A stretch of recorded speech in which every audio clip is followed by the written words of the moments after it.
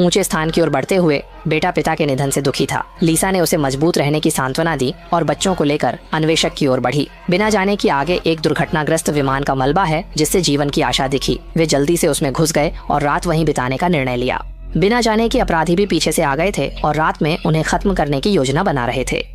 जैसे ही रात हुई, बेटी बाहर शौच के लिए गई। एक अपराधी पीछे से आकर उसे मारने की कोशिश करने लगा, लेकिन उससे पहले कि वह कुछ कर पाता, लीसा अचानक बगल से आकर उस पर झपट पड़ी और बिना कुछ कहे उसके पेट में कई बार चाकू घोंप दिया। उसने उसे बुरी तरह छेद दिया। लीसा ने पहले ही अंदाजा लगा लिया था कि बदमाश हमला करेगा, इसलिए वह बेटी के पास पहरा दे रही थी। इस तरह परिवार ने विमान में सुरक्षित रात बिताई। अगली सुबह उन्होंने देखा कि बदमाश की लाश खाली खोल में बदल गई है और उस पर छोटे केकड़े रेंग रहे हैं। कुछ गड़बड़ का एहसास होते ही लीसा ने बच्चों को लेकर जीवित रहने की राह पकड़ी, लेकिन ज्यादा दूर नहीं गए थे कि बेटा प्यास से बेहाल होकर तालाब के गंदे पानी को पीने की तैयारी करने लगा। लीसा ने देखा और रोकने के लिए बढ़ी, लेकिन तब तक देर हो चुकी थी। बिल्कुल वैसा ही हुआ जैसा सोचा था। जल्दी ही बेटे को चक्कर आने लगे, जैसे कि उसे जहर चढ़ गया हो। कोई उपाय न देख लीसा ने आसपास की चीजों से एक साधारण तंबू बना लिया और बेटे को एंटीबायोटिक का इंजेक्शन दिया। उसे लगा कि बेटे को थोड़ा आराम करने से सब ठीक हो जाएगा, लेकिन जल्द ही तंबू के बाहर से अजीब आवाजें आने लगीं। जब उसने देखा कि दूर से काली चीजों का झुंड उनकी ओर बढ़ रहा है, तो लीसा को तुरंत एहसास हो गया कि स्थिति गंभीर है।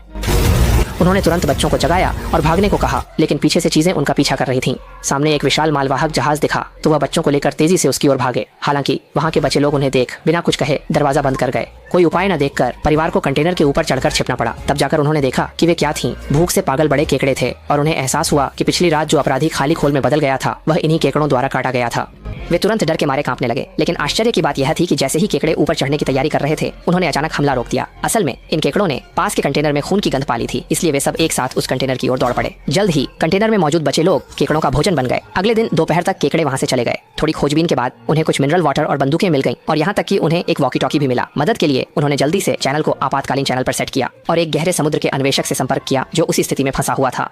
विचार पर उन्हें समझ आया कि केकड़े लोगों को क्यों काट रहे थे। ये गहरे समुद्र के मकड़ी केकड़े थे जिन्हें खून की गंध पसंद थी। जब पृथ्वी का चुंबकीय क्षेत्र उलटा तो खून के प्यासे केकड़े समुद्र तल पर आ गए। चुंबकीय बदलाव से ज्वार की गति प्रभावित हो रही थी और पानी जल्दी लौट सकता था, इसलिए लीसा ने बच्चों के साथ यात्रा जारी रखी। कई दिनों की यात्रा के बाद वे पनडुब्बी अन्वेषक के क्षेत्र में पहुंचे। परिवार भाग रहा था, तभी उन्होंने जमीन पर कई केकड़ों की लाशें देखी, जिससे उन्हें कुछ गड़बड़ का एहसास हुआ, क्योंकि इसका मतलब है कि यह बड़ी घाटी केकड़ों का घर है। खतरा जानते हुए भी वे यहाँ आए, क्योंकि इसी लंबी घाटी से पनडुब्बी तक पहुंच सकते थे जो उनकी जान बचा सकती थी। लेकिन उन्हें नहीं पता था कि यहाँ केकड़ों से भी भयानक चीजें हैं। जल्दी ही पहाड़ से बड़े पत्थर उनकी ओर गिरने लगे।